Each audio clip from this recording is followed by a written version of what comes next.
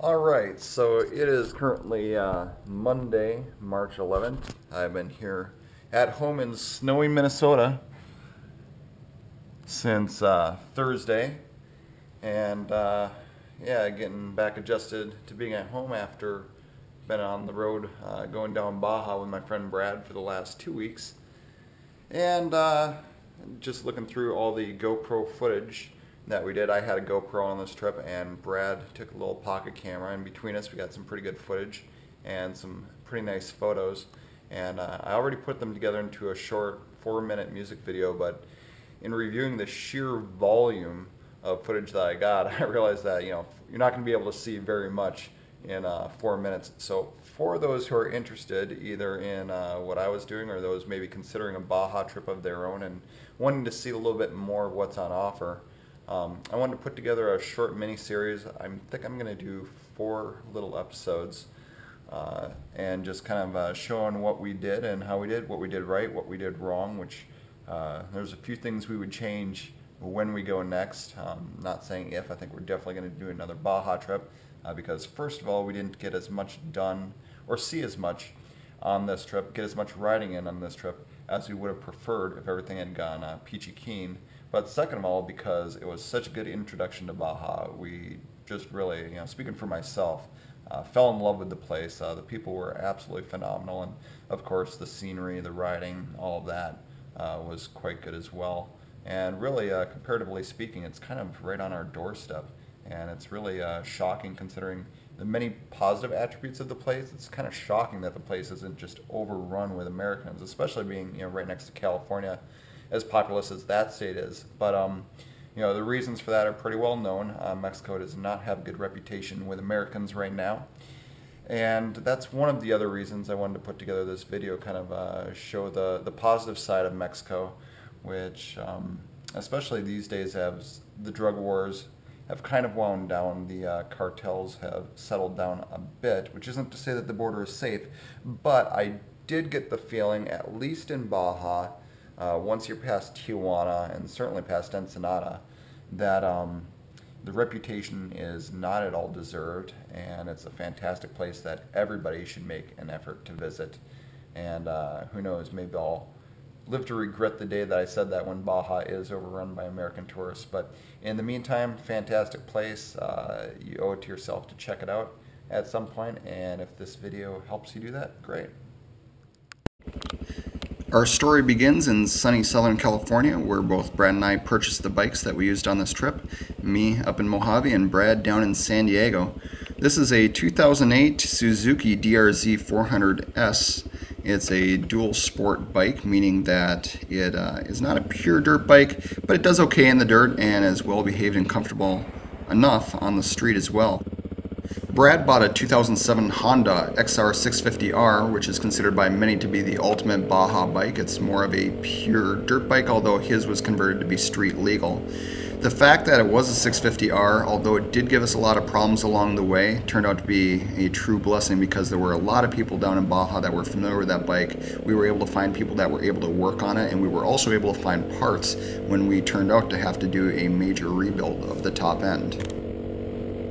Prior to the trip, I had my bike stashed at LAX, and that's where I flew on the night of Wednesday, February 20th. I stayed with my friend Kelly that night, and then this is the next day where I'm riding down to San Diego to meet Brad.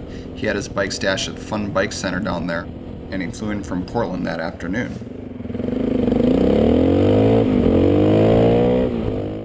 When I met up with Brad at Fun Bike Center, there were still a number of projects left to be done on the bike, most of which did not get done before we headed down to our hotel 15 miles away. A fairly major one was that the headlight and taillight of the bike were not working. The guy who sold it to Brad said they were on the bike and working. That was not the truth. They were in a box, and the wiring for them was all messed up, and we weren't able to get it figured out before we had to head down to our hotel. We rigged up 2 headlamps, one of them on the front of the bike and the other one flashing red on the tail. And in that dubious state of legality, we rode 15 miles on the freeway in the dark to get to our hotel down in Chula Vista, and then set about working on the bikes for the rest of the night. Alright, here we are at the Good Night Inn, and it's bike maintenance night. Brad changing the oil on his bike that has no lights. And smokes and has multiple problems. That's alright, because it's going to Baja and probably never coming back. 9 a.m. on Friday, still working on the bikes. No, not bikes, plural. Bike. Bike. Singular. The big red pig. Once Brad changed the oil on his bike, it seemed to be smoking less, but no matter what we did, we could not get the wiring figured out on his headlamp kit. So, on the advice of a rider that we met at the hotel there, we headed 45 miles north to San Marcos, where Baja Designs, the company that actually designed that headlamp kit, that dual sport kit, is headquartered, and had one of their techs go through the bike, and in a matter of 3-4 minutes he had it figured out. The headlight was working, and they did it for free, and then even gave Brad a free t-shirt. So we can't say enough good about Baja Designs. That did take a pretty good chunk out of our day though, and then as we were riding south, Brad's clutch started slipping, so we made another side trip to El Cajon to buy a clutch basket kit just in case he had to fix it while we were in Baja. So the result was that we didn't get to the border until around 2 o'clock or so. We made it through there quite quickly actually, just had to get our FMT cards, pay for those, and then we were on our way, didn't get searched at all. It was a very easy border crossing, and from there we hopped right on the Quota, that's the toll road from Tijuana to Ensenada, and that turned out to be a very nice ride, right along the Pacific. Beautiful views, and we made it down to Ensenada in no time flat. But we didn't make it to Mike's Sky Ranch, which was our original destination for the day, but that was alright. We turned out to have a really nice night in Ensenada. So, we made it to Ensenada today. Cheers. Cheers to that. We came about 70 miles from San Diego and rode about 230 miles to do it. Yep. So Brad's bike is finally running. It's moving forward. Yep. And so yeah, we made it at least part of the way we wanted to. Made it across the border, and we're about to go walk down the strip in Ensenada.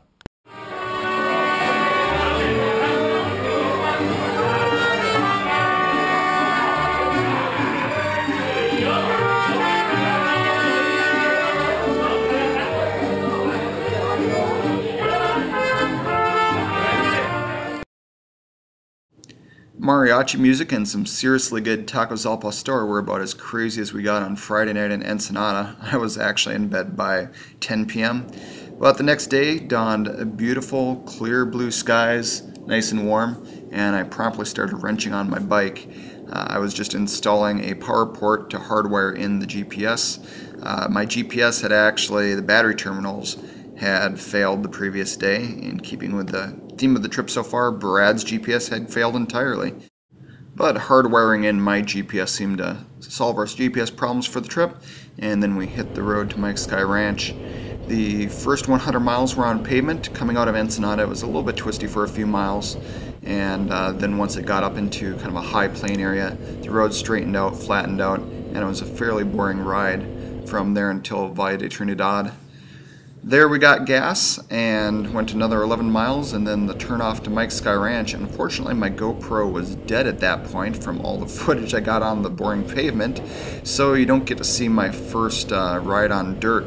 I actually was completely inexperienced on dirt prior to this trip, just basically the times I've had my BMW on gravel, and it doesn't like that, by the way.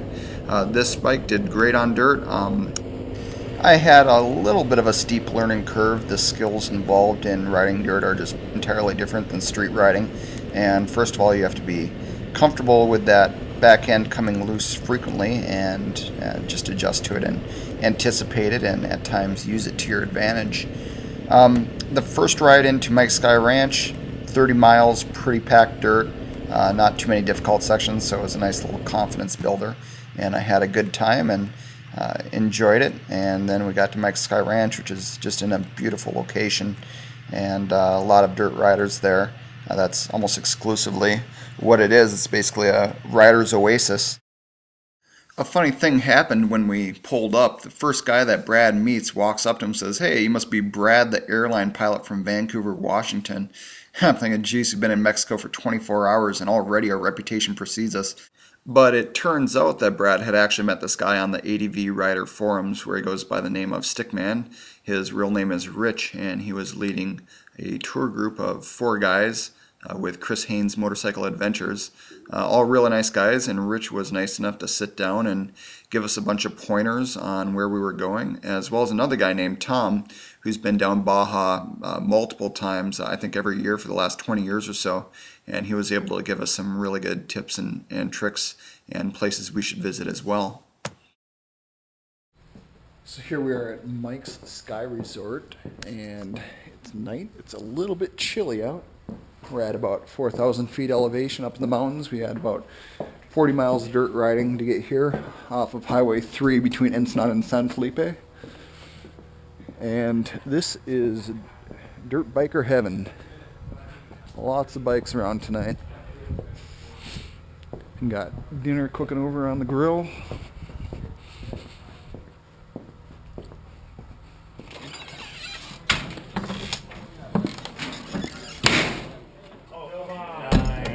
And can I fill that up for tomorrow? My ride tomorrow, vodka. How much you charge me to fill that up? Alright, now we're there you go.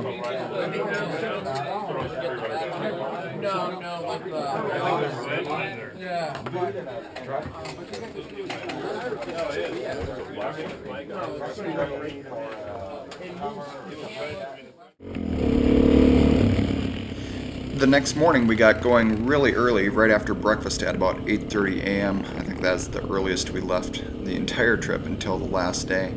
But we took a different route out of Mike's than we took in. We were originally going to go to the southwest, but we were told by multiple riders that it's a pretty gnarly route, pretty ugly hill climb, rock hopping. Not exactly the place you want to take a complete beginner to dirt bike riding.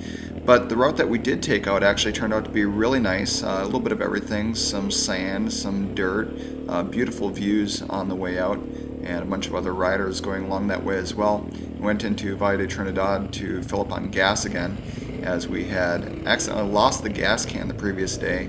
All the gas went out, and we knew we'd be getting towards the end of our range going into San Felipe, just didn't want to stretch it. And yeah, we're glad that we went into Valle de Trinidad. It was a really nice ride. Unfortunately, I only got about 2 minutes of the ride on my GoPro because I wasn't able to charge it the previous night. Mike's has limited electricity, they have generator power only for a few hours per night, and no outlets in the rooms, so I was almost out of juice unbeknownst to me.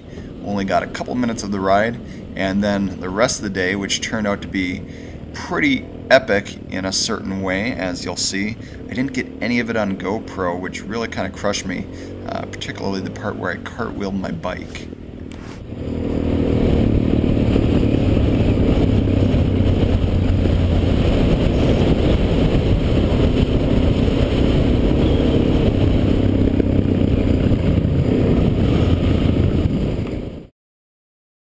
After filling up at the Pemex in Valle de Trinidad, we headed back east on Highway 3 through a low pass in the Sierra de San Pedro Martir. After the pass, we lost elevation pretty quickly, and then we made a right turn off onto a sandy road that led down to Laguna Diablo. Some people had told us that the Laguna was pretty soupy due to recent rains, but we sure didn't find it. It was excellent riding, pretty incredible actually. There's a thin crust on top of the lake and then a little bit of mud underneath, but it was actually very stable. You could just go flat out. We're doing 70 miles an hour across the lake bed, and just phenomenal riding. Beautiful views of the Sierra off to our west. And it went on like that for, I'm guessing, around 10-15 miles or so. Just really incredible riding. But then at the south end of the lake, we actually got into pretty sandy stuff. Once the lake bed actually ends, this is the Baja 1000 race course. And so once the lake bed ended and we got into that sand, it was pretty deep, pretty whooped out. And then for a while, the trail got kind of narrow. And I was brand new to sand riding, hadn't quite got the whole concept of stay really loose on the bars, stand up straight, don't put any weight on the bars, just let the back end move around. It's going to do it, the front end too for that matter. And well, I had a pretty good come off. I was probably doing 30-40 miles an hour, something like that. And got a little crossed up, got one wheel in one rut and the other wheel in the other. and the result was I high sided the bike, came off the top and hit a berm, kind of head first actually. Fortunately, was not injured. I was pretty shaken up, got the wind knocked out of me pretty decently, but no injury. And the bike actually, for the tumble it took, was pretty good. I just broke a mount for my GPS and also broke the mirror off, and then just bent a headlight bracket that I was later able to get bent back. So overall not bad, but it did put a pretty big dent in my confidence, and then we had to get out of there. It was, for a while, really deep sand. I went off the track for a while and then tried on the track, and it just wasn't working, and trying to go off the track and dodge cactus, and finally we reached a portion where the sand wasn't too deep, and I was able to ride in it all the way back to San Felipe. In San Felipe, we refueled with a late lunch at a taco stand. Some of the best fish tacos that we had the entire trip, only 10 pesos a taco. And then we headed south out of town on the road to Gonzaga Bay. It's about 100 miles. It used to take all day, but about 10 years ago they paved it down to Puertecitos, and then just in the last year or two they paved it the rest of the way to Gonzaga Bay, or about 6-7 miles short of it. And it's actually a pretty impressive engineering feat. It used to go kind of up and over headlands, and now they just cut straight through them. So they put some pretty serious money into this road. About 30 miles outside of Gonzaga Bay, Brad stopped his bike and said he thought it was making noises. I listened to it, I didn't hear it. He went another few miles, and then I could hear it. So he shut down the bike, he opened the oil filler cap, and smoke was billowing out. We actually ran out of oil, and we had no idea it was burning that much. It was smoking a little bit, but not as much as you'd expect to go through 2.5 quarts in about 400 miles. So we put the quart that we had with us in the bike and went the rest of the distance, and by the time we limped into Gonzaga Bay, it was making a racket from the upper end. Gonzaga Bay turned out to be really beautiful, and the resort we were staying at, Alfonsinas, was quite nice. But the problem with Brad's bike really put a damper on the mood. Brad was understandably convinced that by running it out of oil, we had done some major damage to the engine. After dinner and a couple of Pacificos, we went to bed wondering if this might be the end of the trip. Sam here. I'm laying on my bed in Alfonsinas Resort in Gonzaga Bay.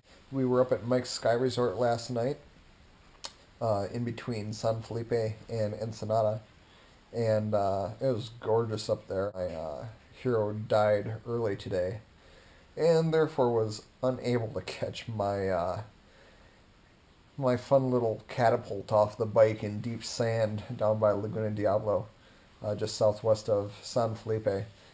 We got on a trail that started out a little bit sandy, and then it got really deep. And I was having a little bit of difficulty riding on it. Yeah, I high-sided it and came off. Got the wind knocked out of me pretty good. The bike is mostly okay.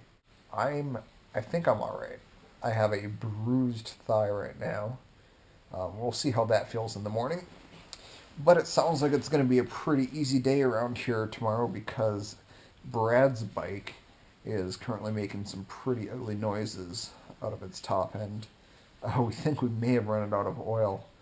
It started doing it only about 10-15 miles north of here on our ride in today. And so we threw some more oil in it right away. We didn't think it was really burning that much because it wasn't smoking too badly. But we're now revising our opinion there.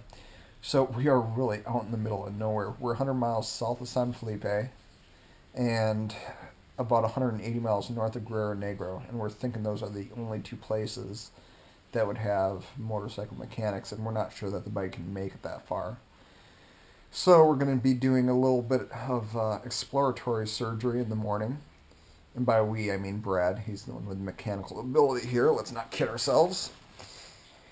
So yeah, that's the plan for in the morning. We're not sure if we'll be here another night or what the deal is. But, yeah, the adventure continues.